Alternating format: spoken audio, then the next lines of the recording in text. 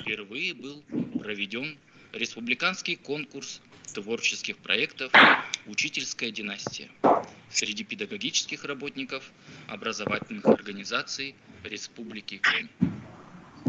В конкурсе приняли участие представители 27 педагогических династий из 10 муниципальных образований Республики Коми. Участниками конкурса стали педагоги, воспитатели образовательных организаций дошкольного, начального, общего, среднего и профессионального образования. Значимость конкурса определяется важностью сохранения и трансляции профессиональных педагогических традиций Республики Коми, поддержкой творческой педагогической инициативы, направленной на исследование истории педагогических династий Республики Коми.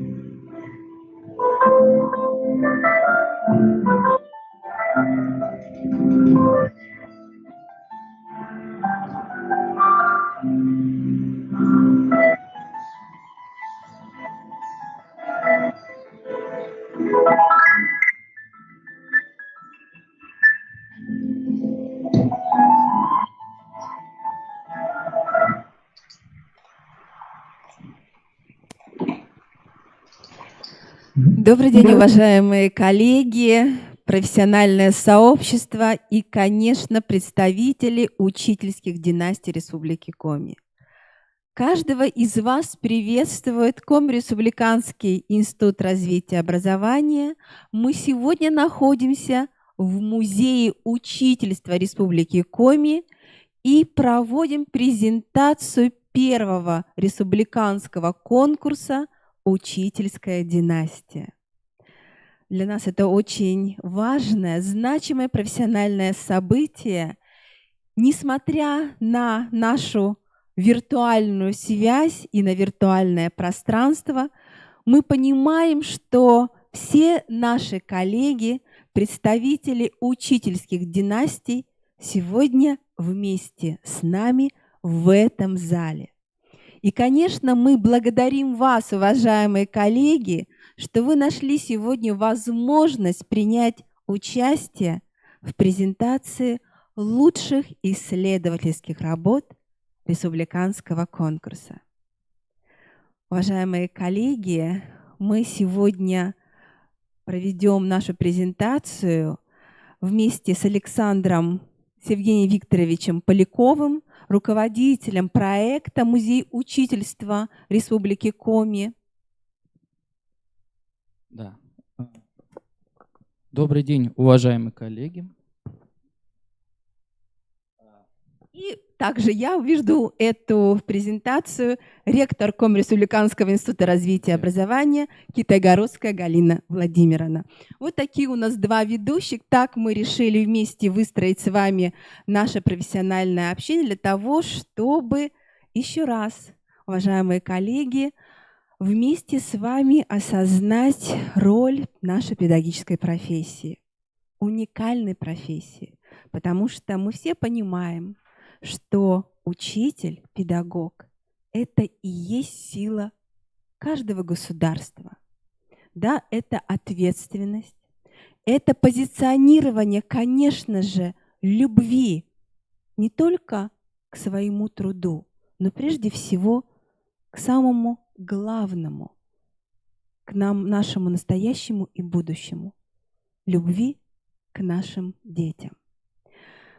Уважаемые наши коллеги, кто к нам сегодня присоединился, именно благодаря этому конкурсу мы еще раз подтверждаем, что учитель – это призвание. Именно данному призванию и будет посвящена наша сегодняшняя презентация. Учитель отдает свои знания детям, вкладывая в эти знания частицу своего сердца. Он помогает найти свой путь в жизни, свое призвание. Одним из кирпичиков в фундаменте учительского труда можно считать профессиональные семейные традиции, в которых из поколения в поколение передаются не только нравственные ориентиры и ценности, но и любовь к ученикам, любовь к учительству как профессии. Так появляются учительские династии. Уважаемые коллеги, в период с 21 сентября по 30 октября 2020 года среди педагогических работников образовательных организаций Республики Коми был проведен первый республиканский конкурс творческих проектов «Учительская династия».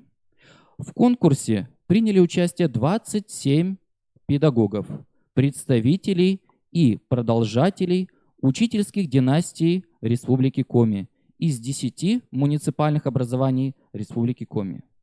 Конкурс был инициирован и организован Коми-Республиканским институтом развития образования. Сегодня в Музее учительства Республики Коми мы познакомимся с представителями учительских династий нашей республики, достойных продолжателей педагогических традиций своих семей. Уважаемые коллеги, сегодня на нашей виртуальной встрече присутствует Наталья Владимировна Якимова. Она сегодня виртуально вместе с нами, и она просит меня зачитать слова поздравления и благодарности в ваш адрес. Уважаемые коллеги, уважаемые представители учительской династии, Министерство образования, науки и молодежной политики Республики Коми приветствует всех участников первого республиканского конкурса. Династия – это свидетельство искренней веры в учительскую профессию, в ее значимость и необходимость. Именно она на родственном, генетическом уровне объясняет нам существование и в наше время семей, чье призвание из поколения в поколение становится служение нашим детям, служение школе, служение нашей Родине. Уважаемые коллеги, позвольте поблагодарить каждого из вас за преданность учительской профессии и пожелать вам творческих успехов. Вот такие слова Наталья Владимировна Якимова ваш адрес передает наш министр. И, конечно, это очень значимо, потому что действительно сегодня мы находимся на первом культурно-образовательном событии, которое посвящено учительским династиям. Но мы хотим вернуться в историю, и на ваших экранах, уважаемые коллеги, очень памятная фотография. 1984 год.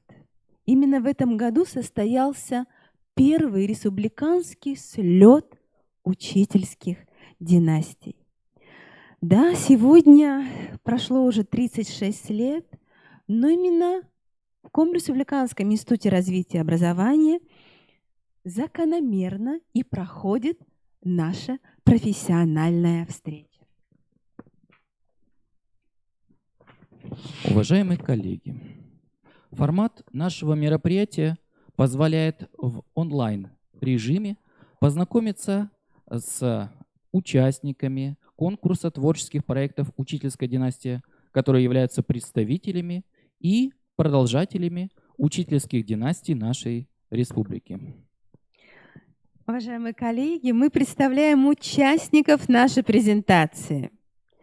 Вместе с нами сегодня Екатерина Владимировна Гуляева, представитель учительской династии Чупровых.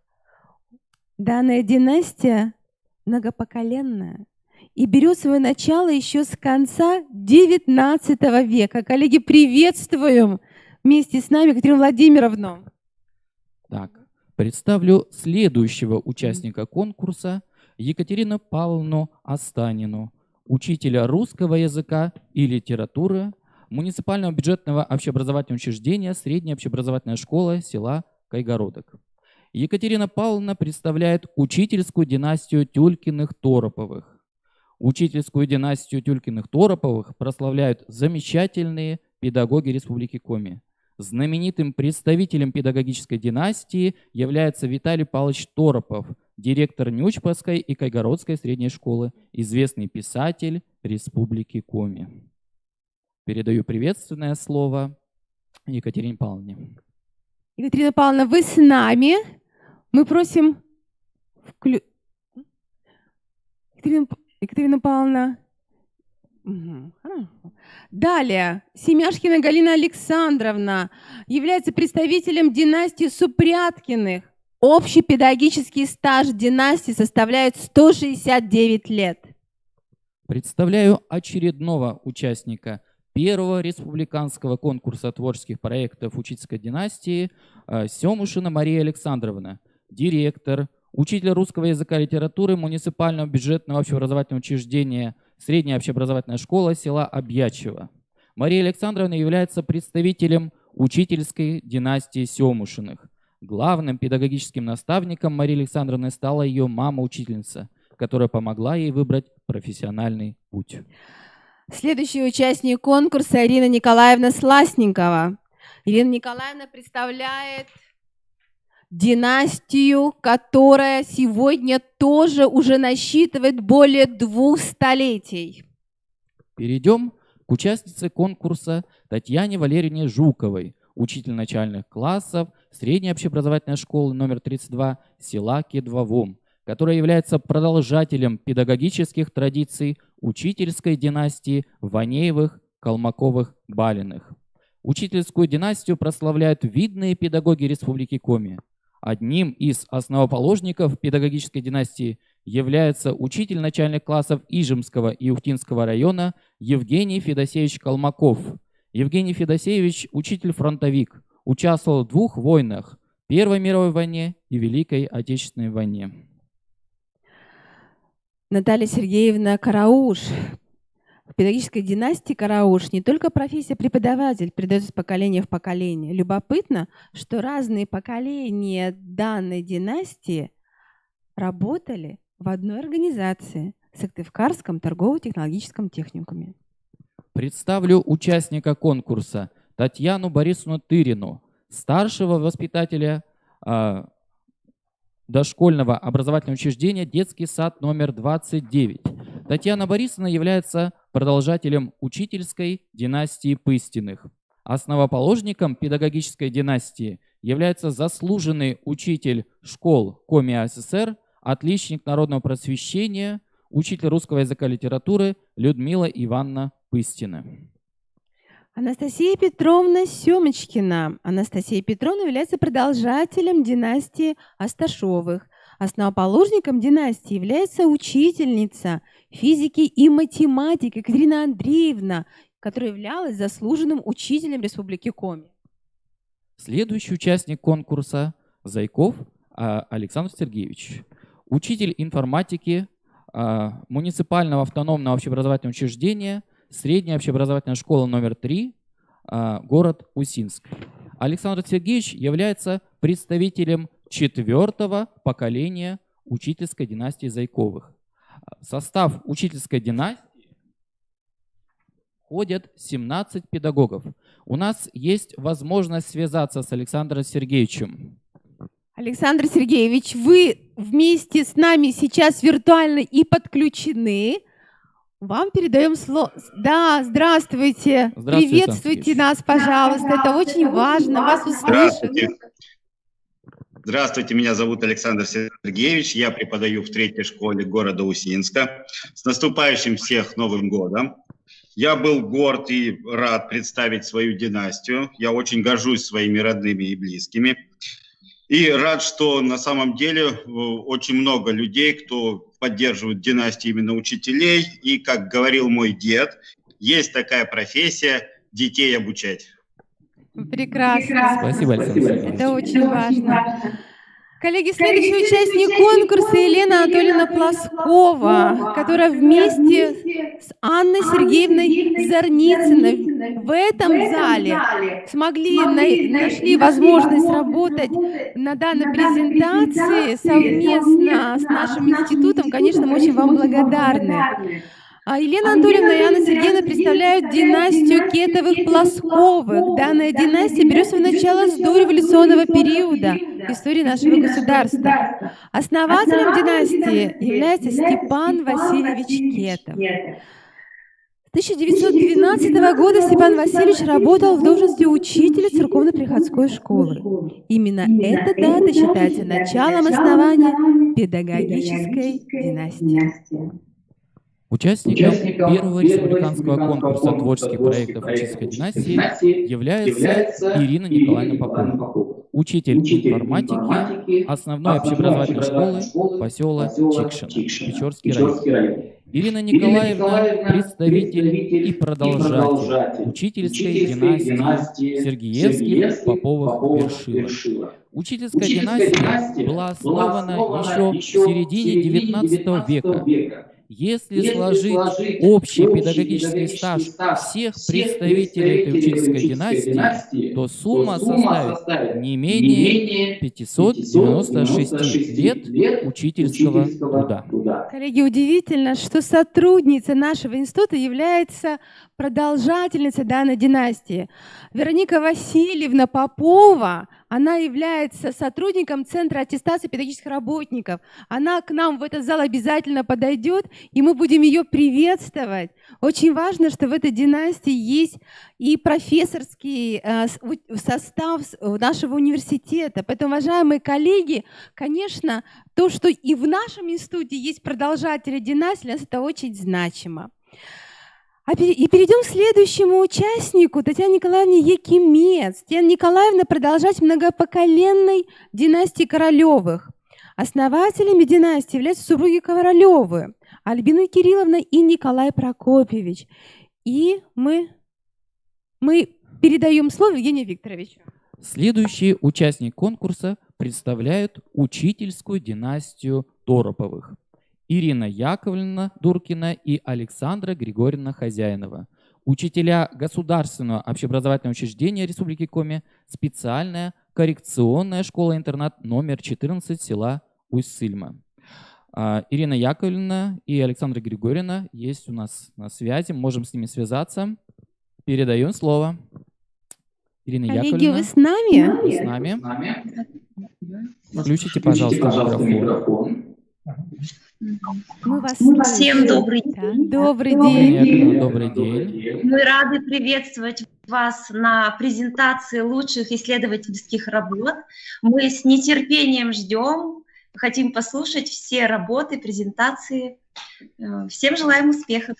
Спасибо, Ирина Яковлевна. Спасибо, Александра Григорьевна. Мы представляем династию, которая сегодня тоже находится вместе с нами. Это династия Черепановых. Работу представила Ольга Георгиевна и Валентина Владимировна. Уважаемые коллеги, в данной династии 4 поколения педагогов. Общий педагогический стаж династии составляет более 100 лет. Так, Ольга Владимировна, вы с нами? Включите, пожалуйста, Валентина микрофон. Владимировна. Валентина Владимировна. Да, коллеги, мы вас видим. Ольга Георгиевна, Валентина Владимировна. Поприветствуйте участников. Здравствуйте. Очень рада присутствовать на таком интересном мероприятии. Дочь моя сейчас участвует в утреннике, поэтому она не смогла подойти и участвовать. И приятно, что отметили нашу работу. Конечно, мы вдвоем с Валей только остались представителями нашей династии, но очень рады, что много участников, и мы тоже в этой программе. Спасибо большое всех, с наступающим. Успехов. Спасибо. И мы будем надеяться, что династия будет продолжена. Да. Такие задачи себе ставьте. Это очень важно. Коллеги, я хочу напомнить, что сейчас идет прямая трансляция, видеотрансляция, и многие образовательные организации, общественные деятели подключены к данной трансляции. Поэтому коллеги видят и вас, уважаемые коллеги, и то, что находится сегодня в этом зале, именно как экспонаты нашего музея учительства и все пространство, где мы вместе с вами работаем. Поэтому запись данного мероприятия, коллеги, она у нас будет представлена и на официальных сайтах, в том числе на сайте министерства. Уважаемые коллеги, мы продолжаем представлять наши династии. Так. Пожалуйста. Да. Представлю очередного участника конкурса творческих проектов «Учительская династия» Марию Николаевну Катаеву, учителя профессионального трудового обучения Государственного общеобразовательного учреждения Республики Коми, специальная коррекционная школа-интернат номер 5 города Сосногорск. Мария Николаевна – продолжатель педагогической династии Валовых, а родоначальником учительской династии является Галина Федоровна Валова, учитель математики. Мы сейчас в прямом эфире можем связаться с Марией Николаевной. Мария Николаевна, включите, пожалуйста, микрофон.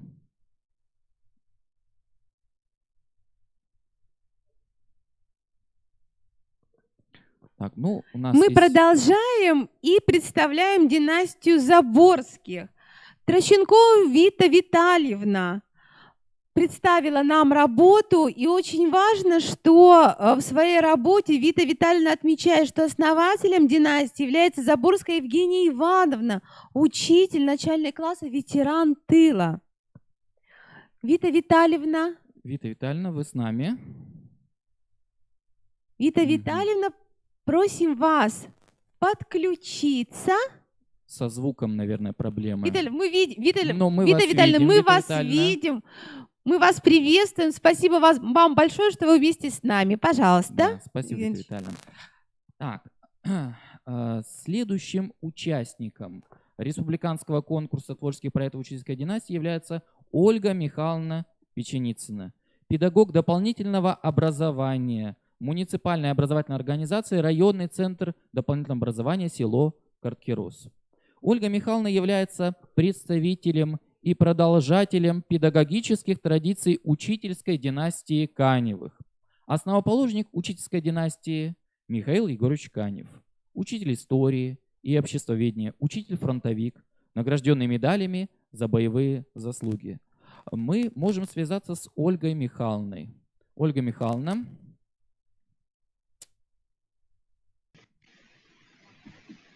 Добрый вечер.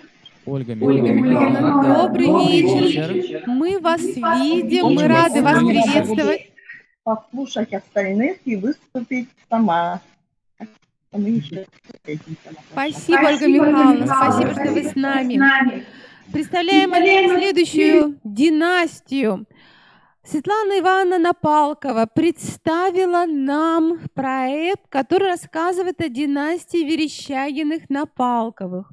История этой династии имеет глубокие корни. Основателем династии является Михаил Петрович Верещагин, который еще в 1912 году был назначен учителем сельского начального училища Печорского уезда Архангельской губернии. Светлана Ивановна, вы вместе с нами в виртуальном пространстве, и у вас есть возможность поприветствовать участников презентации. Может нам включить микрофон? Микрофон. Приветствую всех участников этого замечательного проекта. Большое спасибо всем организаторам. И отдельно спасибо Евгению Викторовичу за консультации нам, учителям. Спасибо большое. Спасибо большое, Светлана Ивановна. Очень приятно. Представлю следующих участников конкурса. Это педагогическая династия Крючковых. Учитель физической культуры Эдуард Владимирович и учительница математики Наталья Геннадьевна Крючкова, которые совместно преподают в средней общеобразовательной школе номер 25 города Сыктывкара. Общий педагогический стаж всех представителей учительской династии составляет Крючковых, составляет без малого 200 лет. Династию Семенихиных представляет Татьяна Геннадьевна Стороженко. Педагогическая династия состоит из музыкальных работников. Вот такая удивительная династия. Из музыкальных педагогов в 3 поколениях. Татьяна Геннадьевна сегодня должна была к нам подключиться, но мы видим вас в виртуальной комнате. Надеемся, что вы смотрите трансляцию. Последним участником первого республиканского конкурса творческих проектов учительской династии является Елизавета Андреевна Гилязова, воспитатель детского сада общеразвивающего вида номер 8 города Усинск. Елизавета Андреевна является продолжателем педагогической династии Вокуевых, основатель педагогической династии Наталья Филипповна Вокуева, учитель начальных классов, ветеран труда. В состав педагогической династии Вокуевых входят 8 педагогов. Мы представили всех участников конкурса, и, конечно, нам очень важно, что сегодня мы вместе. Несмотря на все трудности, несмотря на все ограничения, возможность встречи в виртуальном пространстве, она сегодня демонстрирует, уважаемые коллеги, именно вашу профессиональную позицию, вашу заинтересованность в данном событии и в данном конкурсе. Уважаемые коллеги, мы очень рады, что наши профессиональные партнеры, Сыктывкарский государственный университет, который тоже представлял нам несколько работ, принимали участие и студенты университета в нашем конкурсе, и принимали участие преподаватели. Конечно, университет традиционно, а именно все началось еще, конечно же, с Коми Государственного педагогического института, который в 1932 году открыл свои двери для того, чтобы действительно качественно готовить педагогов. Да, сегодня педагогический институт стал составной частью профессионального сообщества университета, и доктор педагогических наук Сотникова Ольга Александровна приветствует участников нашего конкурса. Педагоги. Рада приветствовать вас на презентации лучших исследовательских работ Республиканского конкурса творческих проектов «Учительская династия». Каждая из ваших династий уникальна и важна для развития Республики Коми. Учитель играет огромную роль в жизни каждого из нас. Современный педагог обладает не только специальными знаниями, владеет новейшими средствами и методиками обучения, но и умеет развить в своих учениках способность самостоятельно мыслить, принимать решения и нести ответственность за свой выбор. Вы выполняете очень важную миссию — учить и творить и созидать. Вы и ваши семьи на своем примере показали, что быть учителем не просто профессия, а настоящее призвание. На протяжении многих лет поколений вы и члены ваших семей достойно справляетесь с трудностями учительства и меняете жизнь юных умов к лучшему. Я хочу пожелать всем участникам, чтобы ваши учительские династии жили и процветали. Помните, что своим примером вы меняете мир.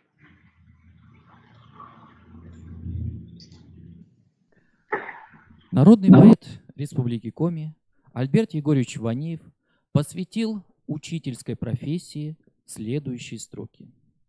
«Ждали встречи со школой, как праздника. Ждали, глаз не сводя с букварей. Были все мы твои первоклассники, вровень стали тонкой твоей. Мы остались твоими любимыми. В дни случайных и радостных встреч называешь ты всех нас по имени, а сама нам едва ли до плеч. Но не в росте величия учителя. Ты нам крылья дала и мечты, и для нас, после кровных, родителей. Нет родней человека, чем ты». Слово предоставляется директору Сыктывкарского гуманитарно-педагогического колледжа имени Ивана Алексеевича Куратова Марине Петровне Герасимовой. Коллеги, в системе Республики Коми действительно есть организации, которые выстраивают непрерывное педагогическое образование. И педагогический колледж, мы понимаем, что сегодня является такой очень важной первой ступенью для формирования необходимых профессиональных компетенций у наших будущих педагогов. Сегодня Сыктывкарский гуманитарно-педагогический колледж действительно является профессиональным партнером конкурса. Студенты колледжа, мы вас приветствуем. Я знаю, что подключились к нам и на связи. И сегодня руководитель колледжа Марина Петровна нам направила свое видеообращение со словами благодарности в адрес учительских династий. Пожалуйста.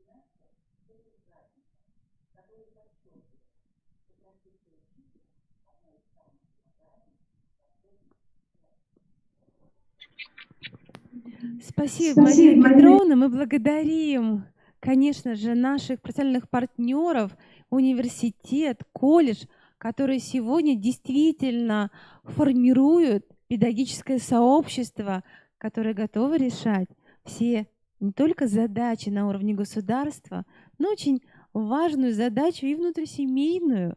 Это формирование любви к профессии на уровне своих семей. Это очень важно. Приветственное слово предоставляется председателю оргкомитета конкурса творческих проектов «Учительская династия», кандидату педагогических наук, заслуженного работника Республики Коми, старшего методиста лаборатории развития интеркультурного образования Поляковой Эльвире Ивановне. Уважаемые коллеги, Эльвира Ивановна находится в этом зале. Мы сейчас ей передадим микрофон. Но что важно, что Эльвира Ивановна является тоже представителем педагогической династии. И педагогическая династия Эльвиры Ивановны, она насчитывает тоже, не надо, насчитывает тоже уже очень много лет. Эльвира Ивановна об этом тоже, наверное, скажет. Коллеги, я передаю слово Эльвире Ивановне. Добрый вечер, дорогие коллеги. Я была членом экспертной комиссии и с большим интересом ознакомилась со всеми работами. 22 работы. И так мне было интересно прочитать, узнать, какие учителя работают в нашей республике. Отрадно, что очень многие откликнулись и оформили свои материалы. Ведь суметь оформить тоже очень важное дело. Уважение к учительскому труду определило выбор профессии учительской династии каждого участника этого конкурса. И вот, читая работы, вот это было понятно, что именно уважение к учительскому труду, чтобы наше будущее поколение также уважало это труд сложный. Очень многие из вас изучили историю, нашли документальный материал далекого прошлого, раскрыли корни и сумели ответить на вопрос, откуда это желание быть учителем и стремление дать добро детям. А ответ, в общем-то, очень прост. От ваших предков, дедушек и бабушек, отцов и матерей. Каждый из участников сумел интересно рассказать о своей семье, где профессия учителя стала призванием нескольких поколений. Я очень рада тому обстоятельству, что в Музей учительства Коми Республиканского института развития образования мы получили богатый материал учительских династий, который исследовали вы и уважаемые коллеги. Думаю, что эта традиция исследования династий продолжится и в следующие учебные годы. Я права? Совершенно верно. Совершенно верно. То есть на этом, конечно, не надо ставить точку. Вот 22 участника, и послушав сегодняшнее выступление, сегодняшние презентации, я думаю, еще многим-многим захочется, да, рассказать, а даже и показать свою династию. Ну и о музее. Музей – это хранилище истории. И, конечно, этот материал об учителях, ветеранах, народных, заслуженных учителях, учителях-ученых. Здесь очень много, кстати, было работы именно об учителях-ученых, которые стали в дальнейшем учеными, заслуженными учителями. Будет сохранен для подрастающего поколения. И я думаю, что ваши работы будут каким-то образом опубликованы, да, Галина Владимировна? Мне хочется отметить исследование учителя информатики, сегодня уже прозвучало, Поповой Ирины Николаевны, которая отразила судьбу 3 династий учителей – Сергеевых, Поповых, Ворошила. Общий стаж – 500 96 лет учительского труда. Мне понравилась заключительная часть исследования Ирины Николаевны, и позвольте мне озвучить несколько предложений. Каждый представитель этих династий, вот 596 лет учительских династий, по-своему уникальный человек и талантливый учитель. Всех их объединяет профессионализм, стремление к творчеству, строгая взыскательность к себе и желание быть полезным обществу. На выбор профессии детей влияют многие факторы, но часто главенствующим является яркий пример родителей, педагогов, увлеченность предметом школьной дисциплины, наличие преподавательских организаторских способностей и личные качества. А еще желание работать творчески и быть полезным обществу. Изучение материала об учительских династиях, известных в школе, в районе, важен и необходим для воспитания уважения к учительской профессии. Вот это очень важно, чтобы наше поколение, будущее, также уважало эту профессию. Представление найденных материалов – это способ выразить огромную искреннюю благодарность не просто отдельным людям, а целым семьям, посвящающим жизнь воспитанию, образованию, педагогике, науке и просвещению. Вот я что хотела зачитать, вот последние строчки. Ну и о том, что, в общем-то, у нас тоже такая учительская династия. Мне самой захотелось участвовать в конкурсе и рассказать очень кратко. Моя мама учительница. У нее 5 детей, и 4 из них поступили в Коми-пединститут и стали учителями. Мои дети тоже учителя. И у матери сестра тоже учительница. У нее дочь учительница, внучка учительница, директор школы и так далее, так далее. К сожалению, я не сосчитала еще, сколько учительский стаж, да? Сколько? Я думаю, что много. Поэтому, на мой взгляд, очень это интересное мероприятие, и вы можете каким-то образом еще и рассказать, что кто еще не принимал участие, с удовольствием пусть подключается в следующем году, в следующем учебном году. Спасибо. Спасибо, Лера Ивановна. Конечно, нам очень важно, что вы были председателем жюри конкурса. Да, это для нас первый конкурс именно исследовательских работ. И мы понимаем, что все работы мы должны опубликовать. Поэтому, уважаемые коллеги, для нас это очень значимо, что с историей династий познакомиться, и это уже действительно будет публичная история. Поэтому, коллеги, я думаю, что вы все согласны с нашим решением, с решением оргкомитета. Мы очень рады, что в адрес нашего института, в адрес именно руководителя организации, в мой адрес такое поступило предложение, и, конечно, мы его поддерживаем. Поэтому, уважаемые коллеги, я думаю, что в первом квартале 2021 года обязательно мы опубликуем все вот эти уникальные исследовательские работы. Спасибо, да, спасибо, Лера Ивановна, спасибо вам, коллеги. И в завершении вот нашей такой первой публичной части я хочу еще раз передать слова благодарности каждой учительской династии, которая в 2020 году приняла решение и представила исследование истории своей династии. Мы понимаем, что, конечно, это конкурс. Да, в любом конкурсе есть победители и призеры, но самое главное, что, наверное, в ваших семьях еще раз обратили внимание на необходимость продолжения ваших династий и продолжения исследования. Потому что судьбы наших педагогов – это судьба нашей России.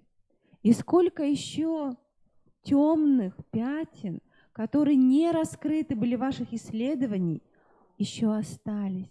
Потому что за каждой историей вашего члена семьи действительно судьба человека, судьба целого поколения. Потому что, уважаемые коллеги, мы тоже обсуждали данный вопрос, и мы понимаем, что в следующем году мы будем проводить данный конкурс. И я думаю, что все вы можете принять в нем участие с вашей работой, но может быть представленной именно в другом исследовательском ключе. Вот такое к вам предложение, уважаемые коллеги. Поэтому на этом первую часть мы завершаем и переходим к более торжественной части, когда мы, как организаторы конкурса, когда оргкомитет должен озвучить имена победителя и призеров данного конкурса. Но еще раз хочу сказать, коллеги, все работы – это уникальные истории династий.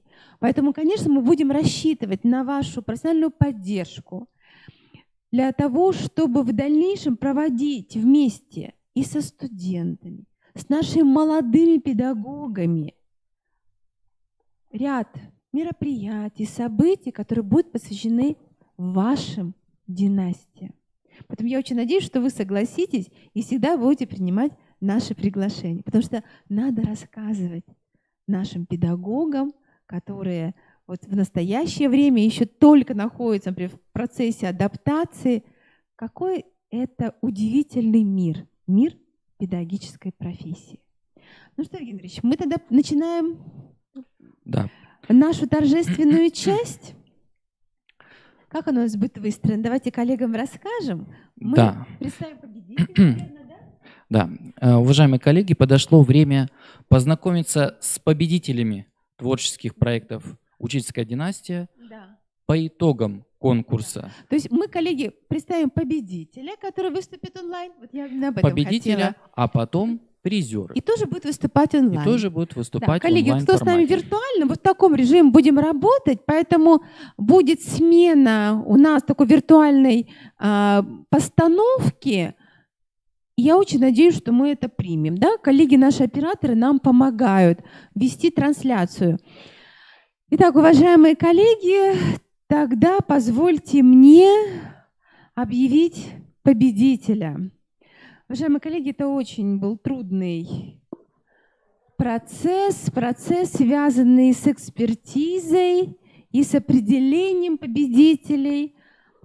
Здесь, конечно, решающую роль сыграло именно позиционирование того, что представленные работы должны быть исследовательскими, что должен был быть представлен историко-культурный подход. И, конечно же, мы уже анализируем и понимаем, почему коллеги стали победителями. Потому что представляли работу и будущий педагог, продолжатель учительской династии, и представлял уже педагог со стажем. И вот такой тандем, профессиональный и семейный, он позволил нашим коллегам стать победителями.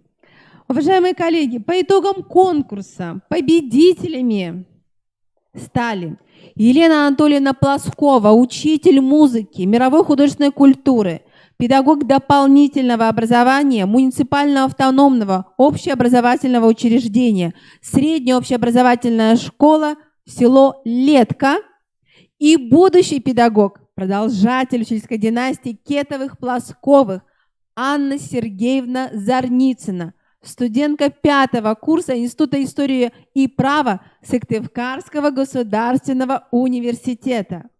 Общий стаж данной династии в этом году 250 лет. Уважаемые коллеги, мы понимаем, почему мы сейчас вместе, наши коллеги смогли быть в очной нашей студии, и вы видите на экране наших победителей. Коллеги, я очень прошу вас сейчас выйти на нашу авансцену. Мы передаем вам, уважаемые коллеги, диплом победителя.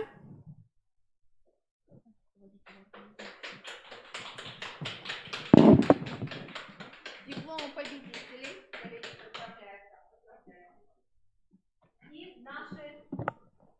И наши подарки, Дмитрий, пожалуйста. Елена Анатольевна. И мы определили таким образом, что, уважаемые коллеги, именно сейчас нам более подробно расскажут о своем исследовательском проекте. Коллеги, поздравляем вас и передаем вам слово. Пожалуйста.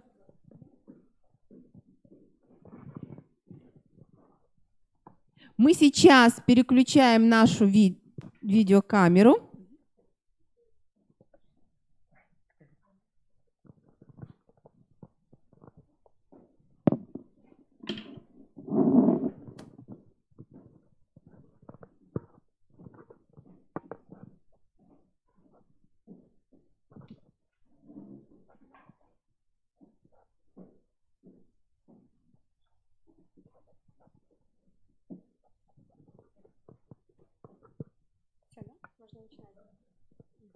Приветствую всех присутствующих в аудитории, как непосредственно, так и виртуально.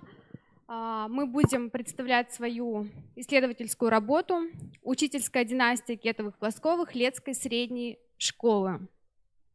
Итак, давайте начнем.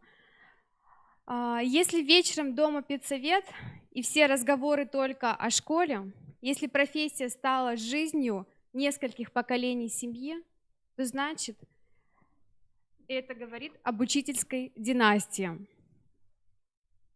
Учительская династия – это там, где пересекаются не только любовь к ученикам, но и нравственные ориентиры и ценности. В нашей Летской школе трудились и продолжают трудиться несколько учительских династий. Но сегодня мы расскажем вам об учительской династии Кетовых-Плосковых. Общий педагогический стаж, который в 2020 году составил 250 лет. И давайте вместе с нами перелистаем некоторые страницы летописи педагогической династии. В окрестностях села Летка, которое находится в Приузском районе Республики Коми, между деревнями Прислон и Крутотыла, более века назад был небольшой починок Паёл. В настоящее время он не существует. Именно здесь проживал Степан Васильевич Кетов. Начиная с 1903 года он работал помощником учителя, а с 1912 года стал работать учителем церковно-приходской школы. Именно с него и именно с 1903 года начинается история учительской династии. Известно, что Степан Васильевич был ценителем старой культуры, любил собирать экспонаты, читать русскую художественную литературу. Степан Васильевич хорошо знал коми-язык, летский диалект, поэтому он переводил церковные проповеди на коми-язык. И Степан Васильевич проработал учителем до 1933 года. В сентябре 1914 года в семье Степана Васильевича родилась дочь Сира. Такое необычное имя ей дал священник. Сира Степановна очень любила своего отца, разделяла его учительские заботы и проявляла уважение к его труду. Сира Степановна окончила 7 классов, затем ее в составе 8 лучших учащихся направили в качестве помощников в школу в село Верхолузье. Затем на следующий год Приузское РАНО направляет Сиру Степановну в город Сыктывкар для дальнейшего обучения. Она поступает в пединститут на учителя истории. Затем Сира Степановна работает в селе Пажга Сыктывдинского, Сысольского района и встречает своего будущего супруга Плоскова Александра Алексеевича. Ну и судьба Александра Алексеевича складывалась тоже нелегко. Он родился 17 февраля 1915 года. И он рано остался без матери.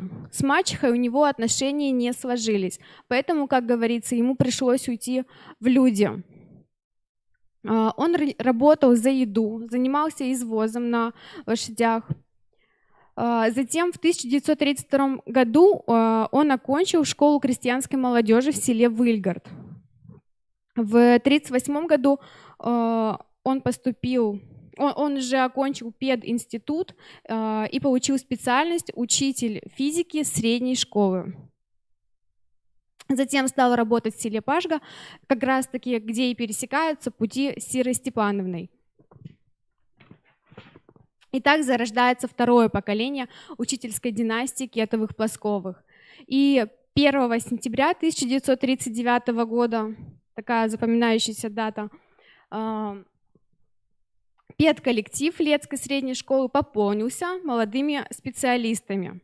В этом же 1939 году Александр Алексеевич призывается в армию и служит на Дальнем Востоке. Затем с началом Великой Отечественной войны его отправляют на фронт в качестве командира полуроты. Затем в 1942 году Александр Алексеевич был тяжело ранен в руку. Он возвращается с фронта и продолжает работать в школе в селе Летка. Стоит отметить, что боевые заслуги Александра Алексеевича отмечены многими военными наградами, медалями и орденами.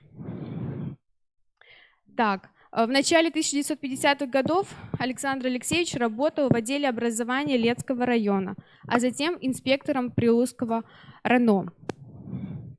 По словам близких родственников, главной направляющей в семье и авторитетом была Сира Степановна. Она поражала своим примером и самоорганизацией. Сира Степановна была учителем истории, и как историк она собирала исторический материал. Затем, уже будучи на заслуженном отдыхе, она перерабатывала весь краеведческий материал и написала множество публикаций в районных и республиканских изданиях, таких как «Знамя труда», «Комиму», «Войвев Коджув», «Елга». Еще стоит отметить такой интересный момент, что Сира Степановна преподавала свой урок на двух языках. Сначала на русском, как и полагалось, а затем на коми. Связано это было с тем, что в основном в классе сидели дети коми-национальности. Подхватили и продолжили эстафету семейной традиции сыновья Александра Алексеевича и Сиры Степановны, Валентин, Иван и Василий, и их супруги Мария и Елена. В победном 1945 году в семье Александра Алексеевича и Сиры Степановны родился сын Валентин.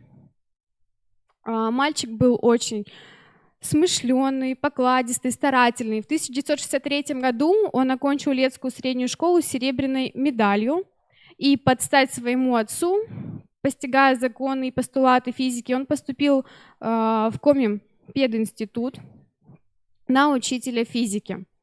В студенческие годы его судьба пересекается с молодой студенткой из педучилища имени Куратова, с Марией Алексеевной Чевьюровой, родом из села Вочусь Куломского района.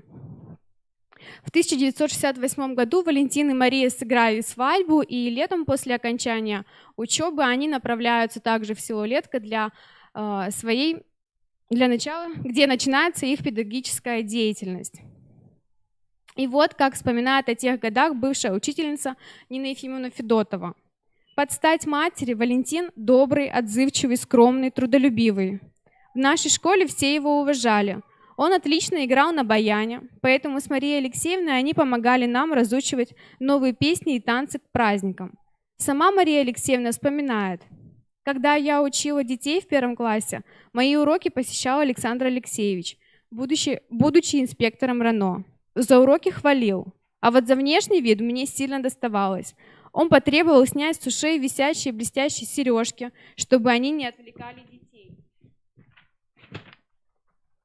Советовал платье носить ниже колен на 20 сантиметров, быть сдержанной и совестливой. Вот такими словами вспоминает Мария Алексеевна Александра Алексеевича. К этому времени, после окончания художественно-графического отделения Сыктывкарского педучилища. В родную Летскую школу вернулся и в качестве учителя рисования и черчения средний сын Иван. И символичным был тот факт, что в это время в школу рано утром шли из одного дома сразу 5 учителей. А по вечерам в доме Плосковых постоянно были разговоры только о детях, школьных проблемах и радостях. Даже в домашней повседневной жизни и быту время в этой семье исчислялось урочным временем 45 минутами. В начале 1970-х годов молодость, научно-педагогический и творческий поиск призвали продолжателей династии дальше совершенствоваться в своей деятельности. Валентин Александрович в 1976 году поступил в аспирантуру при Ленинградском педагогическом институте на кафедру по специальности методика преподавания физики. И в 1979 году он защитил кандидатскую диссертацию. Долгое время до выхода на заслуженный отдых Валентин Александрович являлся доцентом кафедры физики КГПИ и доцентом кафедры преподавания физики и математики КРИРО.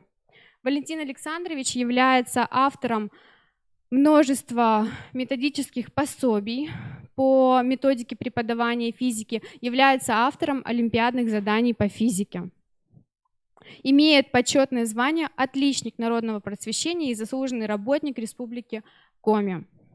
Мария Алексеевна, супруга Валентина Александровича, в 1977 году закончила филологический факультет Сыктывкарского государственного университета, а затем Академию госслужбы. Мария Алексеевна преподавала в сыктывкарских школах номер 2 и номер 12, в Коми национальной гимназии и в гимназии искусств при главе Республики Коми. Преподавала коми-язык. Мария Алексеевна является членом Союза журналистов России, является автором учебников по коми-языку и литературе Лысва и Орды. Мария Алексеевна имеет более 60 научных, методических разработок и публикаций, является активным участником региональных и межрегиональных конференций этнолингвистического направления. Мария Алексеевна удостоена звания «Отличник народного просвещения Российской Федерации». Иван Александрович, средний сын Плосковых, закончил Коми отделение филологического факультета СГУ. После стажировки в Ленинградском университете до выхода на заслуженный отдых он работал научным сотрудником Института языка, литературы и истории Коми филиала Уральской академии наук в Сыктывкаре. В 1978 году после окончания физического факультета Сыктывкарского государственного университета в качестве учителя физики начинает свой педагогический путь младший сын Плосковых Василий Александрович. И он начинает свою работу в кабинете, где до этого работали его отец Александр Алексеевич и старший брат Валентин. По отзывам коллег, Василий Александрович грамотный, эрудированный специалист, у которого на всякий разный вопрос найдется оригинальный и нестандартный ответ. На протяжении 14 лет Василий Александрович работал заместителем директора по учебно-воспитательной работе, и где прекрасно проявил свои организаторские способности. Василий Александрович награжден почетной грамотой Министерства образования Республики Коми и нагрудным знаком «Почетный работник общего образования Российской Федерации». Супруга Василия Александровича Елена Анатольевна, которая находится сегодня вместе с нами в аудитории, также является выпускницей Летской школы, и в 1986 году после завершения учебы в Сыктывкарском педагогическом училище она приступила к педагогической деятельности в родной школе в качестве учителя музыки, а затем и мировой художественной культуры. Елена Анатольевна является руководителем вокально-хоровых коллективов в Прилузском районе, известных в Прилузском районе и не только. Это «Синяя птица» и «Лирика». У Елены Анатольевны имеется множество достижений и наград. Среди них это лучший учитель Республики Коми, учитель года Прилузского района, лучший учитель Российской Федерации. Илья Анатольевна является дипломантом международных конкурсов, является участницей межрегиональных конференций по музыкальному воспитанию. И стоит отметить, что супруги Плоскова – это прекрасные специалисты и мастера своего дела, которые продолжают семейную педагогическую династию и вносят большой вклад в дело развития образования. Дочь Василия Александровича и Елены Анатольевны, Светлана, она закончила Институт естествознания Российского государственного педагогического университета имени Герцена. В настоящее время она работает учителем географии и биологии в одной из школ Санкт-Петербурга. Светлана совместно со своими учениками занимается проектно-исследовательской и туристской деятельностью. И если подводить итог, то стоит отметить, что в ходе работы было установлено, что общий педагогический стаж составляет 250 лет, в том числе 162 года в Летской средней школе. На протяжении целого века сохраняется преемственность между поколениями этой династии, в которой отражается история школы, родного края, страны. Установлено, что члены династии отмечены многими военными, трудовыми, отраслевыми, государственными наградами. Они воспитали тысячи учеников, а десятки выпускников последовали их примеру. И при обобщении работы хотелось бы отметить такой интересный факт, что если бы все представители династии работали в одно время и в одной школе, то они могли бы преподавать практически все предметы на всех ступенях школьного образования. Это и начальные классы, и гуманитарные науки, и естественные, и точные науки, художественные, и даже физкультуру, потому что многие представители династии имеют спортивные разряды. Таким образом, в ходе работы был изучен жизненный и педагогический путь членов династии, которые воспитали и воспитают целое поколение сельского поселения Летка. Все, спасибо большое за внимание. Спасибо, уважаемая Анна Сергеевна, Елена Анатольевна. Конечно, мы понимаем, что ваш адрес, слова благодарности звучат от нашего сообщества, педагогического сообщества. Конечно, очень важно, что вы являетесь победителями конкурса, и это накладывает на вас определенные обязательства. Мы надеемся, что вы будете принимать участие в профессиональных событиях, которые посвящены не только династиям, но посвящены и нашей профессии, профессии педагога. Мы приглашаем вас. Спасибо, коллеги, спасибо. Уважаемые коллеги, а мы продолжаем, и мы приняли такое решение, что мы сейчас продолжим объявление призеров конкурса.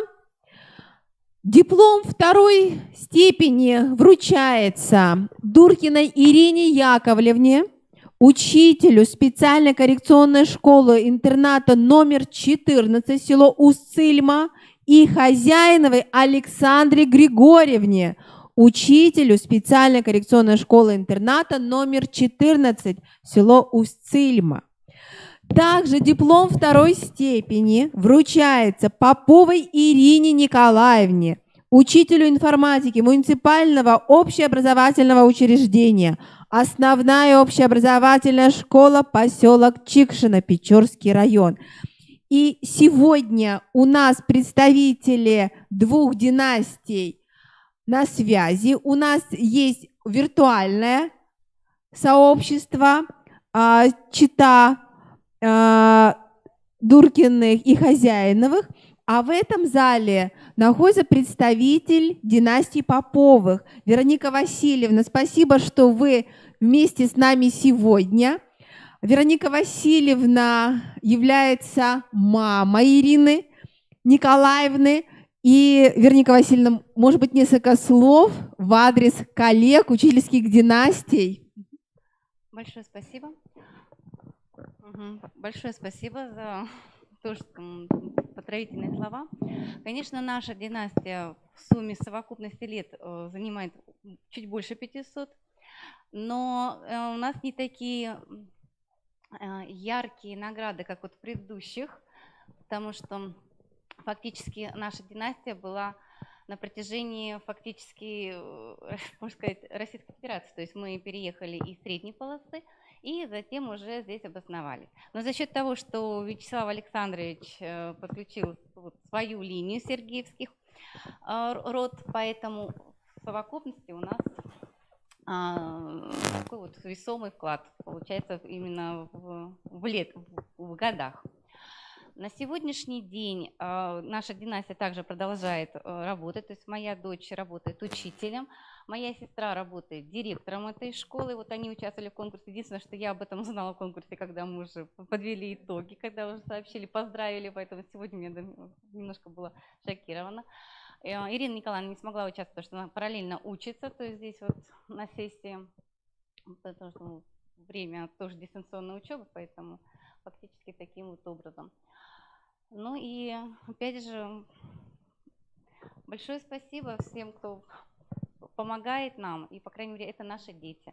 Если бы этих детей бы не было, да, мы бы не смогли, по крайней мере, находить творчество и позитив в таком, даже находясь в таких вот сложных условиях, как сейчас, там, с пандемией. Там. Спасибо, спасибо, уважаемые коллеги. Ирина Яковлевна, Александра Григорьевна к нам будет тоже присоединяться. И я сейчас озвучу призеров до третье место мы уже определяем. И тем, кому мы вручаем дипломы третьей степени. Это Ольга Михайловна Печеницына, педагог дополнительного образования, муниципальная общеобразовательная организация, районный центр дополнительного образования село Карткироз. И Напалкова Светлана Ивановна, учитель начальных классов муниципального бюджетного общеобразовательного учреждения, средняя общеобразовательная школа, село Щелья-Бош, Усинский район. Коллеги, вы все с нами сейчас на связи. Мы каждому из вас вручаем диплом, подарки, конечно, это книги об истории Республики Коми, о наших системных изменениях, которые происходят в нашей республике, именно через популярную историю Республики Коми и другие монографии. Вы, коллеги, надеюсь, с этим познакомитесь, передадите в свои семейные библиотеки. А сейчас мы продолжаем презентацию наших лучших творческих исследовательских работ. И к нам уже Ирина Николаевна присоединяется, Александра Григорьевна. Коллеги, вы с нами на связи? Ирина Яковлевна. Да, пожалуйста. Коллеги, у вас будет презентация? Да, презентация. Да, пожалуйста. Подключайте презентацию, коллеги. А мы вместе с вами...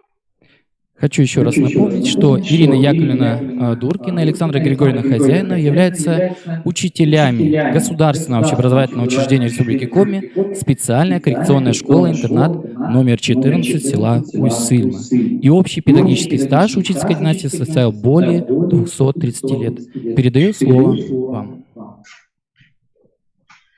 Вашему вниманию представляется исследовательско-творческий проект «Корнями дерева сильно», с которым мы участвовали в республиканском конкурсе творческих проектов «Учительская династия». В последнее время в нашей стране образованию уделяется самое пристальное внимание. Одной из целей изменения образовательной системы является поднятие престижа профессии педагога. От того, как работает учитель, во многом зависят судьбы человека и общества. В российском образовании трудились и трудятся талантливые, энергичные, целеустремленные учителя. И это не всегда один учитель. Часто это целые семьи, из поколения в поколение, передающие любовь и веру в благородство профессии учителя. С одной из таких семей мы хотим вас познакомить. Это династия семьи Тороповых, которая насчитывает 11 человек из 3 поколений. В ходе работы были изучены и систематизированы материалы как о представителях, начавших работать учителями еще в 40-х годах 20 века, так и о тех, кто преподает в наши дни.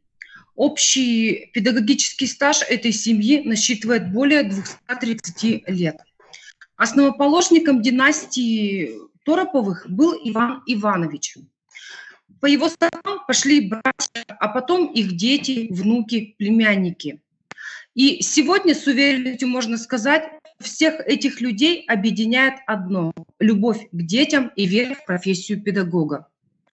Среди педагогов династии Тороповых есть наставники для каждого периода детства. Воспитатели дошкольной жизни, учителя школьной поры, преподаватели профессионального самоопределения.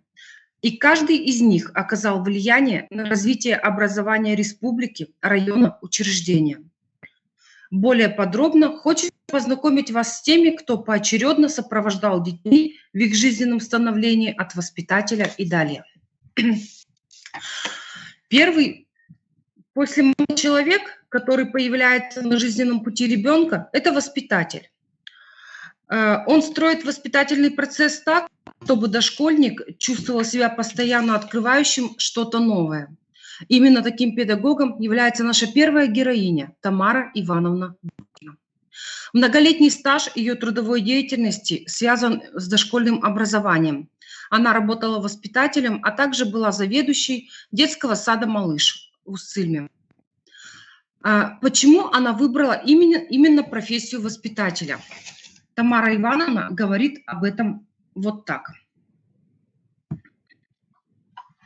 Почему я выбрала профессию воспитателя? Я задавала этот вопрос себе много-много раз. И всегда ответ был один. Это мое. Еще будучи ребенком, я любила играть с детьми. Именно с маленькими детьми. И они очень тянулись ко мне. Нам было радостно друг с другом. В сенокосную пору в деревне Муза всех распределяли по сенокосным звеньям. А вот меня всегда направляли в детский сад, помощницы нянечки, Парасковья Ананьевне. И Парасковья Ананьевна всегда говорила: дайте мне помощницу Тамару Агафьину. Лучше ее никто с детьми не справляется. Вот тогда и появилась мечта стать воспитателем, работать именно в детском садике, и именно с детьми. И так я проработала воспитателем 35 лет. Сама героиня гордится тем, что посвятила свою жизнь детям. Она считает, что быть воспитателем – это призвание, ответственность, талант и высокий профессионализм. Тамара Ивановна очень рада, что смогла передать любовь к детям и профессии своей дочери Ирине Яковлевне, которая стала учителем. С 2004 года работаю учителем биологии и социально-бытовой ориентировки, а также учителем-логопедом в специальной коррекционной школе-интернат номер 14 села Уссыльма. Я уже в детстве решила, что стану учителем. Когда я ходила в детский сад, в школу, меня окружали прекрасные педагоги. Это моя мама, Дуркина Тамара Ивановна, первая учительница Чуркина Полина Егоровна. Я очень благодарна своим учителям, которых до сих пор вспоминаю теплотой. Несомненно, это повлияло на выбор моей профессии. Вот уже 16 лет с радостью иду на работу. Бывало, не все сразу получалось. Возникали трудности, приходилось спуститься с высот своих знаний до незнания ученика и вместе с ним совершать восхождение. И я считаю, что это верно. Моя задача не в том, чтобы дать ученикам максимум знаний, а в том, чтобы научить добывать знания и пользоваться ими. Дайте ребенку любознательность, а знания он возьмет сам. Вот именно под таким девизом я и работаю. Мои ученики, мое вдохновение. Вместе мы ставим опыты, участвуем в конкурсах и мероприятиях, добиваемся отличных результатов. Также я являюсь активным участником профессиональных конкурсов, фестивалей, имею грамоты за победу и призовые места в конкурсах, что очень меня радует.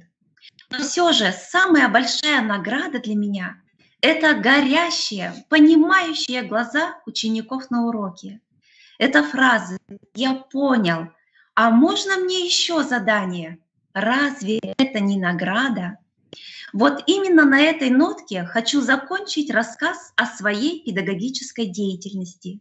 Самое главное, за годы работы я для себя открыла то, что мастерство учителя не случайная удача, не счастливая находка, а систематический, кропотливый поиск и труд. Профессия учителя для меня всегда была и остается воплощением доброты, любви и понимания к детям. После школы выпускники идут учиться в высшие или средние учебные заведения.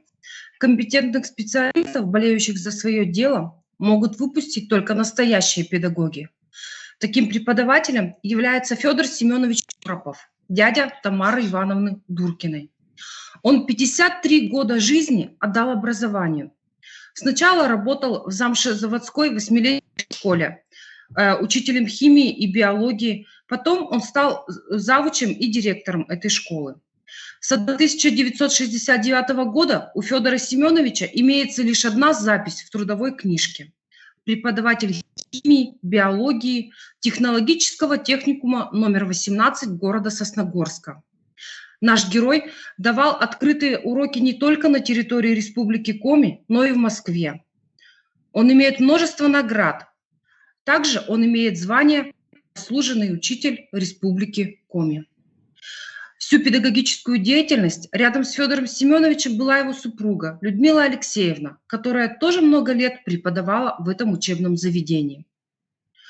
Накануне 75-летнего юбилея Федора Семеновича директор техникума вручил педагогу благодарственное письмо, в котором говорится: «А какой вы человек? Северный человек». И в этом понимании раскрывается и надежность, и мужество, и сплав воли, и принцип «сказал, сделал», и обожание северного края, любимой Усцильны. Что же сподвигло Федора Семеновича всю свою жизнь посвятить педагогике? Ответит он сам.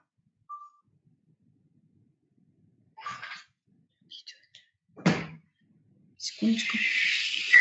Почему именно такую профессию? Да.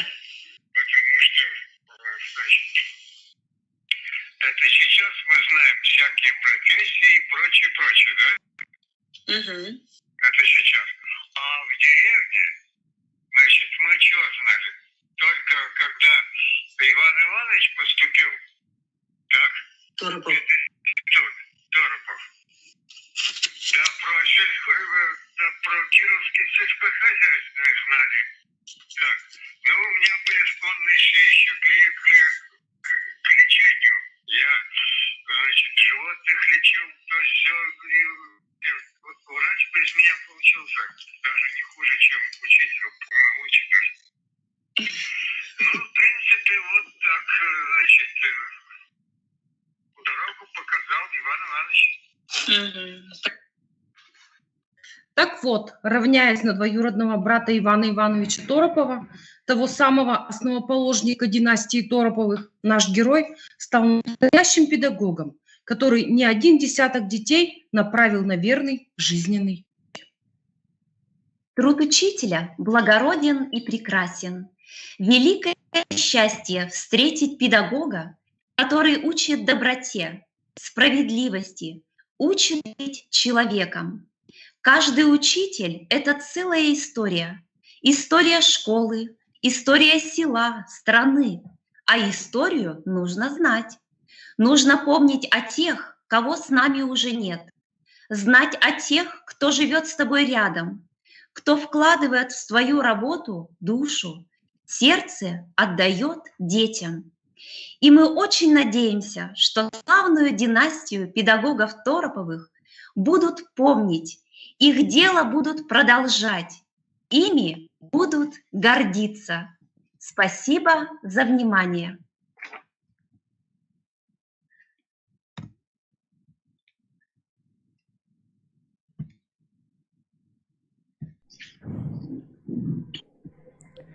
Ирина Яковлевна, Александра Григорьевна. Спасибо вам большое за ваше выступление. Очень интересная такая история вашей учительской династии семьи Тороповых. Учительская династия выступает носителем уникального опыта верности и идеи служения профессии учителя. А сейчас мы узнаем об известной учительской династии Каневых. Общий педагогический стаж учительской династии Каневых составляет 276 лет. Слово предоставляется призеру конкурса творческих проектов учительской династии Ольге Михайловне Печеницыной. Ольга Михайловна. Так, мы вас слышим, но не видим. Надо видеть, да?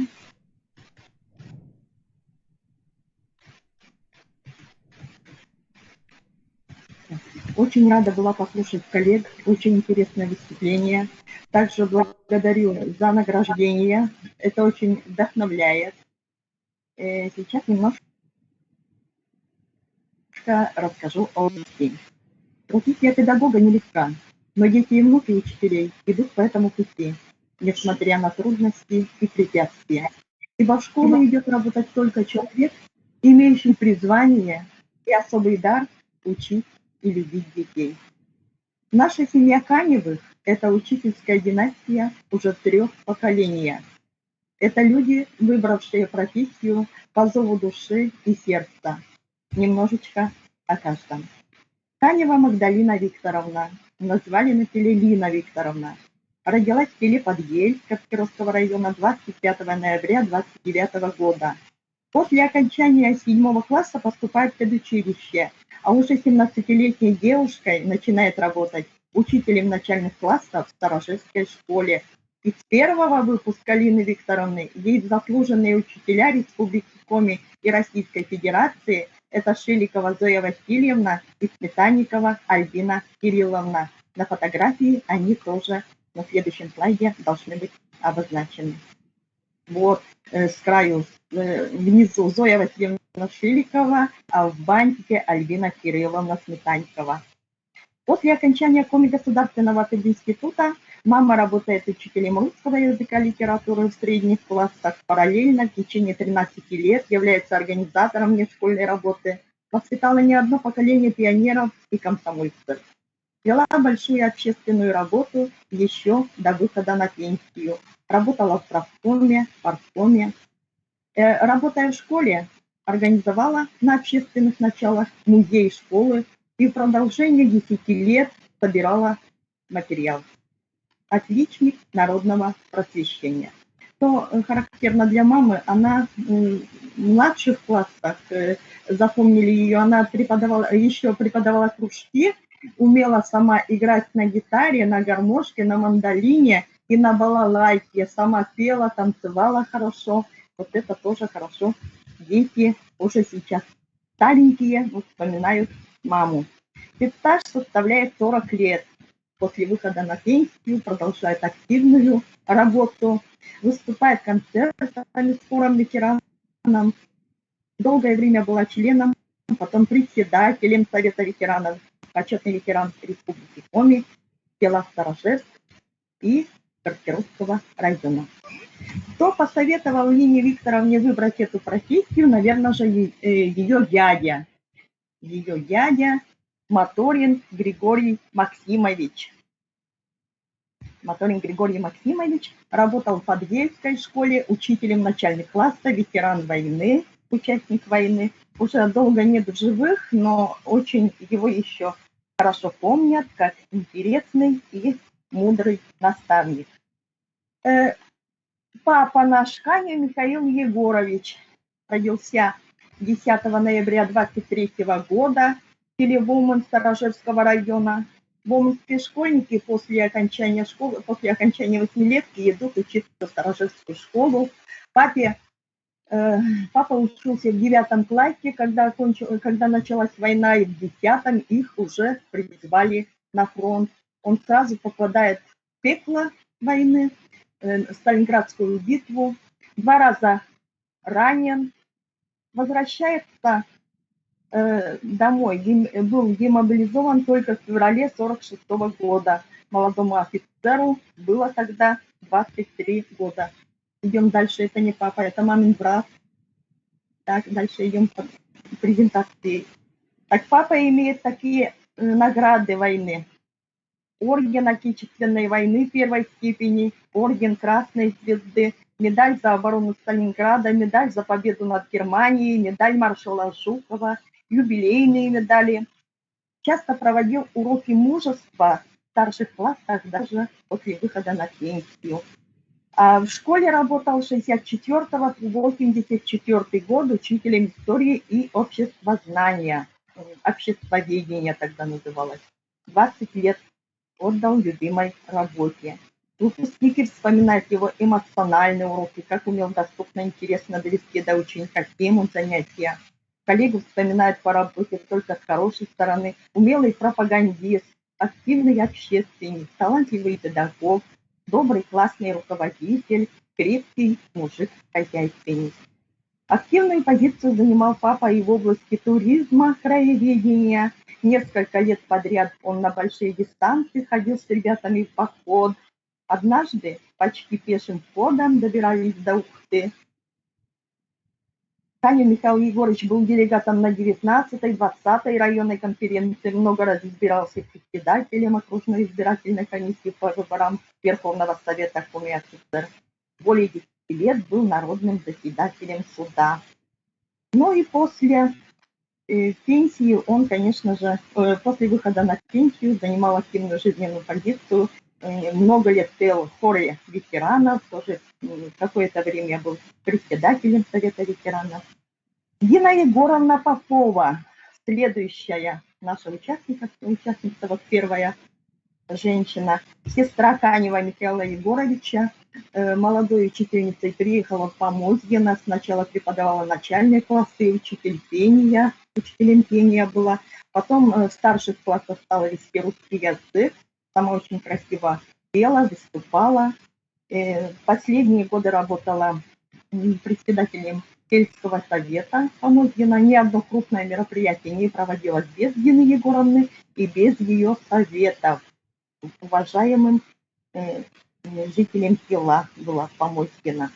Земфира Егоровна Уляшова, сестра Канева Михаила Егоровича, сначала работала заведующим садика в селе Бадьёль Тулонского района, потом она была воспитателем и заведующим интерната Помозьино. Очень красиво тоже пела, выступала. Ребята в интернате ее называли второй мамой, настолько она была с таким подходом к детям, с материнским подходом. Далее у нас идут дети Канева Михаила Егоровича и Лины Викторовны. Валентина, Елена и Ольга. Начнем с Валентины, со старшей сестры. Лебедева Валентина Михайловна в августе 1969 года начинает свое педагогическое поприще в качестве старшей пионер-вожатой в Старожитской школе. Заочно учась в Костромском пединституте на старшую пионер-вожатую и учителя истории, работает вожатой в родной школе до 1975 года. До сих пор вспоминают бывшие пионеры Валентины, какой же она была энергичной, требовательной, практичной, интересной. Да и я еще помню, я была первоклашкой, может быть, во втором классе училась, я Валя уже вожатая, приходила в нашу школу, на переменах проводила интересные игры, подвижные танцы, и в старших классах, у нас 3 школы, 3 здания было, в старших классах организовывала танцевальные минутки. В общем, жизнь кипела при Валентине, потому что она сама человек энергичный, такой яркий. Далее это не осталось незамеченным. Валентину приглашают работать в Сыктывкар, и в 22-й школе она работала учителем истории. Далее работает инструктором, заведующим отделом школьной молодежи и пионером обкома ВЛКСМ. Далее она работает в 90-е годы сначала заместителем директора, потом директором в школе при больнице, 41-я школа. Общий стаж Валентины 47 лет. Сейчас на заслуженном отдыхе. Канева Елена Михайловна, средняя дочь Каневых, человек, который умеет делать практически все. Играет на многих музыкальных инструментах, хорошо рисует, хорошо поет, моделирует, вышивает, шьет, вяжет, плетет из бересты, из лозы, танцует восточные и латиноамериканские танцы, постоянно себя совершенствует, учится новому. И с таким педагогом, конечно же, было очень интересно детишкам. Она начала свою педагогическую деятельность на Гударе, Учкома, Мазындор, Йодва, вот эти были ее села. В какое-то время поработала в Сыктывкаре и еще в Вежде. Вот интересные моменты, как сама она описывает, воспитатель школы-интерната номер 3 Сыктывкара. В Веждинском интернате работала 8 лет. Здесь в основном мы, воспитатели, готовили детей к взрослой жизни, проводили различные практикумы, учили всему: шить, вязать, готовить, печь, ухаживать за животными, работать в учебно-опытном хозяйстве, выращивать овощи. Проводили беседы, экскурсии, знакомили и учили детей, как обращаться с деньгами. Детей интерната каждое лето возили в лагерь, на море, а со старшеклассниками все лето работали и отдыхали в УПХ, Туладор. Там каждый вечер проводили всяческие развлекательные мероприятия, даже в футбол играли с ними, собирали грибы, ягоды для школы, пасли скот, рыбачили, заготавливали сено для скота, пололи и окучивали грядки, перебирали овощи. В общем, жили полноценной деревенской жизнью. Последние годы своей педагогической деятельности Елена поработала тоже в 41-й школе при республиканской больнице воспитателя. Среди учеников заслуженные врачи, учителя, видные юристы и так далее. И Елена очень гордится своими учениками. Стаж 40 лет. Далее, тут я, ученица Нога Михайловна, младшая дочь Каневых, закончила филологический факультет в 1989 году и поехала работать учителем коми языка литературы, русского языка литературы в Ожек из Полонского района. Это, наверное, были самые удивительные дни, удивительные годы моей педагогической деятельности. Там самый был сплоченный коллектив и добрые дети. Коми люди настоящие творцы, они очень любят свой край, они очень любят свою культуру, свой язык. Вот это запомнилось, их доброта, душевность. Далее я с 1995 по 5 год работаю в Сторожевске 10 лет. Приехала на родину к себе в Сторожевске, там у меня 2 выпуска, как у классного руководителя. А с 2006 года работаю в центре доп. Образования, Картёвского районного центра доп. Образования, веду объединение «Юный краевед-корреспондент». С детьми учимся писать статьи, сотрудничаем с районной и республиканской прессой, пишем и литературные произведения, фотографируем, участвуем в исследовательской деятельности. У самих есть печатные издания, также есть молодежная газета «Том.ру» при районной газете «Звезда». Организовываем литературные семинары и не семинары, а журналистские встречи вот, на весь район. Далее, какой у меня стаж работы? 31 год я еще работаю. Идут мои дети, ученицына Алексей, ученицына Полина. Алексей в 2016 году закончил Сыктывкарский госуниверситет по специальности учитель ОБЖ и физкультуры. Окончательно принял решение работать в школе после педагогической практики в детском лагере «Чайка». И Алексей за лето там проработал 3 смены. Начал педагогом ОБЖ в Сосногорской школе и сейчас работает далеко, в Екатеринбурге, учителем физкультуры. Педагогический стаж у него 4-й год. И далее самая младшая у меня ученица Полина Степановна закончила педагогический колледж и работает в 26-й школе учителем начальных классов. Тут на слайде пока будущий учитель, а сейчас уже полноценный учитель, преподает и своих первоклашек очень любит. Общий педстаж у Каневых 180 лет, плюс стаж родственников дяди Лины Викторовны и сестер Михаила Егоровича 96, получается 276. И мы с радостью говорим, что наша крепкая и дружная педагогическая династия не прерывается. Всем спасибо за внимание.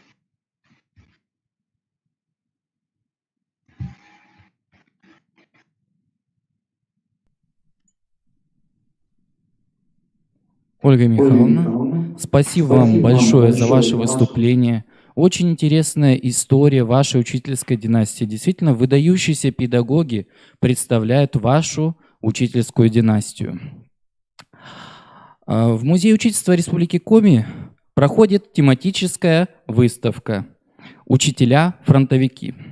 Посвящена она 75-летию победы в Великой Отечественной войне. Посетители этой выставки могут узнать о заслуженном учителе Коми АССР, фронтовике, удостоенном боевыми наградами Дмитрии Георгиевиче Напалкове, который является ярким представителем педагогической династии Верещагиных-Напалковых. Слово предоставляется призеру третьей степени конкурса творческих проектов «Учительская династия» Светлане Ивановне Напалковой. Светлана Ивановна. Презентация показывает? Светлана Ивановна, мы вас слышим. А презентация идет? Да. Светлана Ивановна, презентацию мы включим. Презентацию включать не надо будет. Да, мы уже включили презентацию. Давайте начинайте. Все, можно начинать, да? Да, Светлана Ивановна. Угу. Да. Добрый вечер всем. В своей поисковой исследовательской работе я поставила свою цель – рассказать об удивительных людях, посвятивших себя делу просвещения, династии учителей, преподавателей, Верещагиных-Напалковых. Жизненный путь наших героев был непростым, но не с достоинством преодолевали все трудности. Следующий слайд. Ага. Родоначальником учительской династии был Верещагин Михаил Петрович. Он родился в 1893 году в Вологодской области в семье бедного крестьянина. Детство прошло в суровых условиях. Учился в сельской школе хорошо. После окончания поехал в Архангельск и поступил учиться на двухгодичные педагогические курсы. Получил звание сельского учителя и был назначен учителем Кельчеюрского начального училища Печорского уезда. Учительствовал на Печоре около 8 лет. Во время работы Михаил Петрович стал создавать кооперативы из учеников, которые работали в ларьках в Усть-Вижме, Кельчеюре. Ага. Дальше. Следующий дальше. Вы говорите. Ага. Напалков Дмитрий Георгиевич родился в 12 году в селе Керчомья Усть-Куломского района в крестьянской семье. Его отец Егор Александрович был одним из тех, кто устанавливал советскую власть в республике. После окончания начальной школы поехал учиться в Сыктывкар. Следующий слайд. В 1937 году поступил в Коми пединститут. Следующее можно. В августе 1941 года был направлен в Усть-Усинский район учителем истории. С 1942 года воевал на Волховском фронте.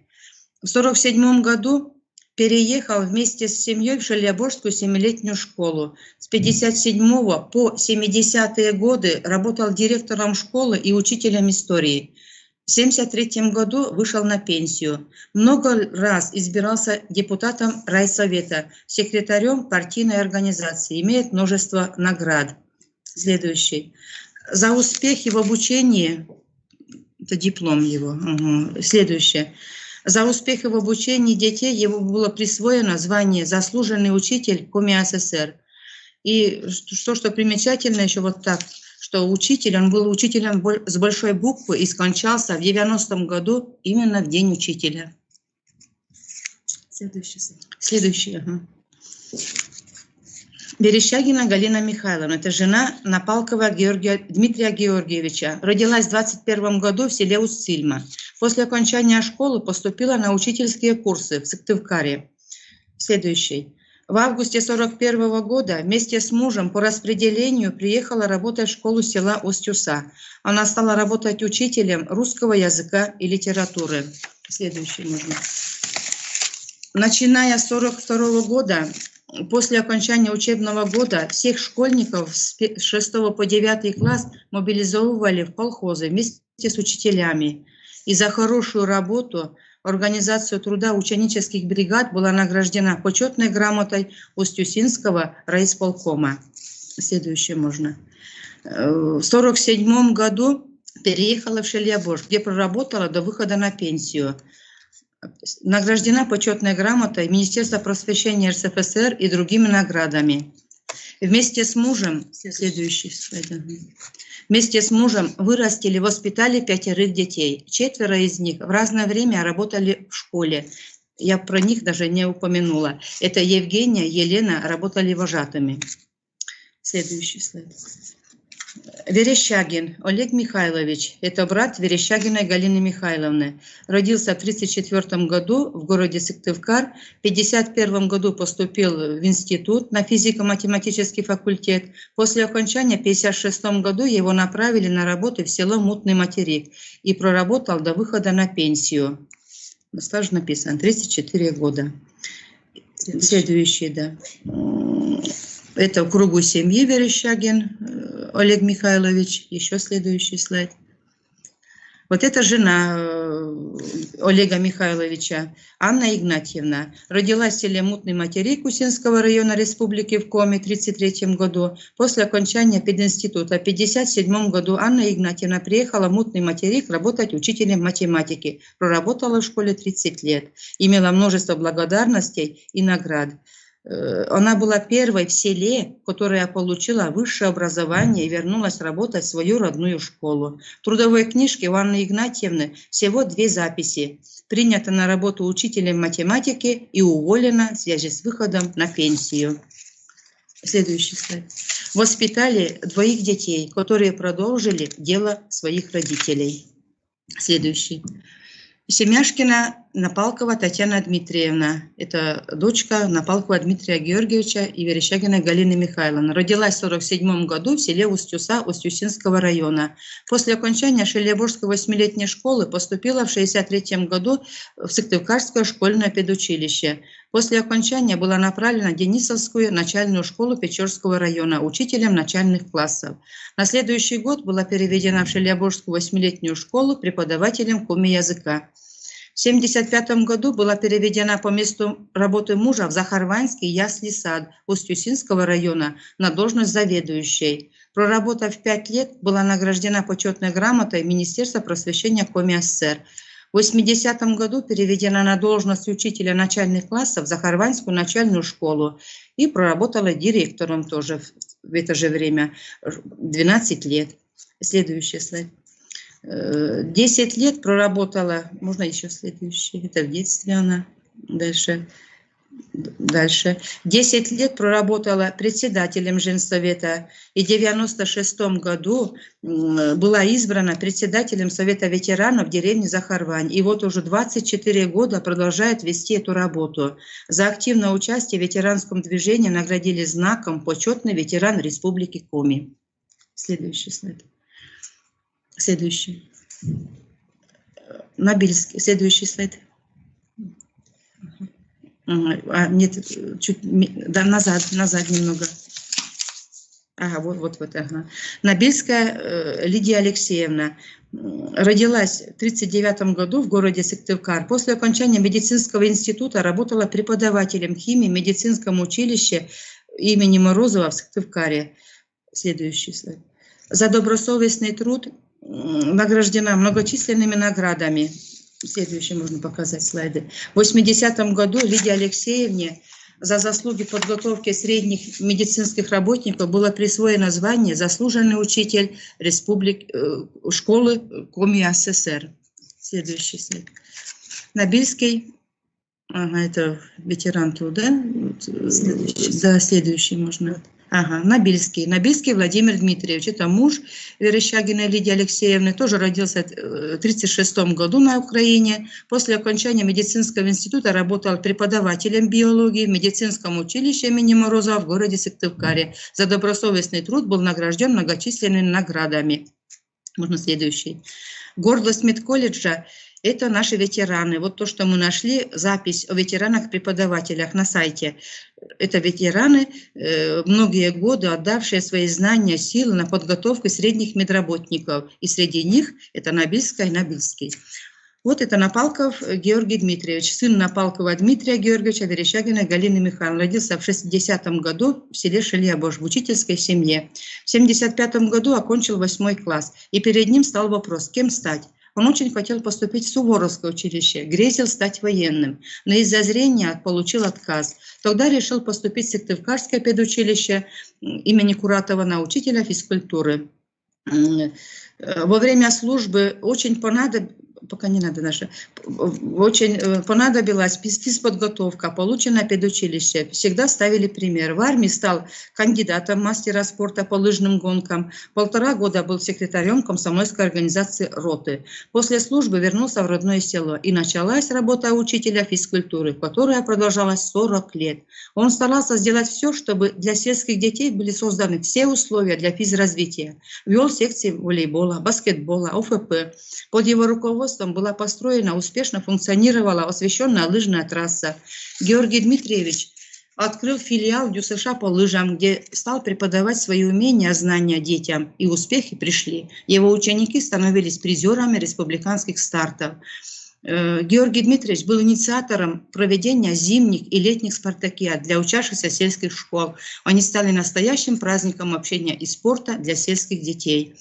Он стал лауреатом Всероссийского смотра школьных спортивных клубов в номинации «Лучший тренер». Дважды становился победителем конкурса «Спортивный Усинск». Дальше можно следующий.